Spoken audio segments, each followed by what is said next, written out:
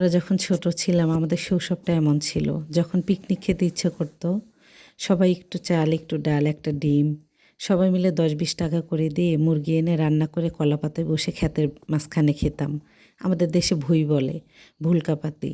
আপনারা কি এরকম খেয়েছেন? জানি না আপনারা খেয়েছেন কি না, তবে আমি অনেক খেয়েছি। আমি এগুলোকে ভীষণ মিস করি। সবার কাছ থেকে একটু একটু চাল, একটা মরিচ, একটা তেল, একজন পেঁয়াজ দেবে, একটা এলাচ, একটা দারচিনি। কি শৈশবটা ছিল আমাদের, না? এগুলো আমি ভীষণ মিস করি। আর আমার এগুলো খেতেও না অনেক ভাল লাগে, ভুলকাপাতি যাকে বলে আমাদের বাড়িতে। তো আমাদের দেশের ভাষায় ভুলকাপাতি বলে, কার কার দেশের ভাষায় কী বলে অবশ্যই জানাবেন। অনেক ডিস্ট্রিক্টে চোরাই ভাতিও বলে, পিকনিক বলে। যাই হোক না কেন, সে পুরান আবৃত্তিটা আমি আজকে আবার করব। নিজে হাতে এত কাজ করার পরেও ক্লান্তি লাগে না কেন জানেন? সেই শৈশবটাকে আমি ফিরে পেয়েছিলাম। আমরা যখন সবাই ঢাকা শহরে থাকি, চার দেয়ালের মাঝখানে, আসলে আমরা কিছুই বুঝতে পারি না, গ্রামের অনেক কিছু মিস করি। আমরা যে শৈশবটা পেয়েছি আমাদের বাচ্চারা কিন্তু সেই শৈশবটা পাবে না। তো আমি সবাই বাড়িতে এসে বাচ্চাদেরকে নিয়ে এটা আজকে করবো, আমি ভীষণ খুশি। আমি তো খুশিতে আত্মহারা।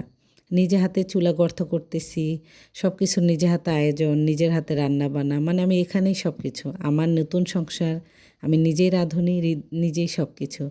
ভাতিজি আছে পাশে, ভাতের চালের পোলাও হবে, ব্রয়লার গোস্তর কষা, আর হচ্ছে ডিম, মানে ডিম হবে ১ পিস করে, ডিম ভুনা না, ডিম ভাজি আর কি, আর সালাড, বেগুন ভাজি। নিজে হাতে সব কিছু, নিজের হাতে আয়োজন। হঠাৎ করে পিকনিকের সময় আমার বাবুটা রাত্রে থেকে অনেক অসুস্থ। যেহেতু বাচ্চাদেরকে কথা দিয়ে ফেলেছি, এখানেও আয়োজন করতেছি, আমারও ঢাকায় যাওয়ার সময় কাছে চলে আসতেছে।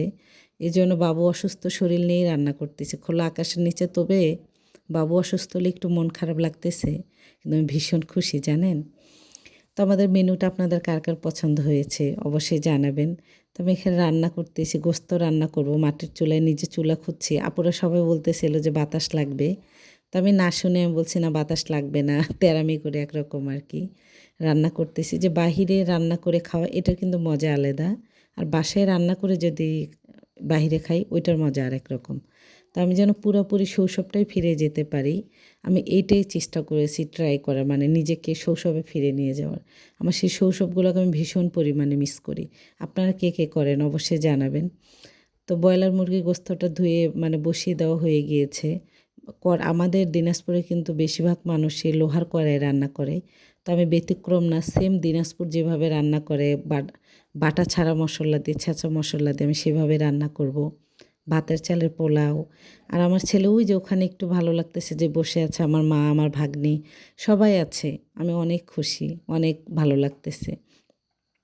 তো রান্নাবান্না শেষ করছে, অনেক কাজ করছে, রান্না করতে করতে বেজে গেছে ৩টা, পৌনে ৩টা। তো গোসল করে ভাসতে আর আমি আসতেছিলাম খাওয়ার জন্য, সব কিছু রেডি।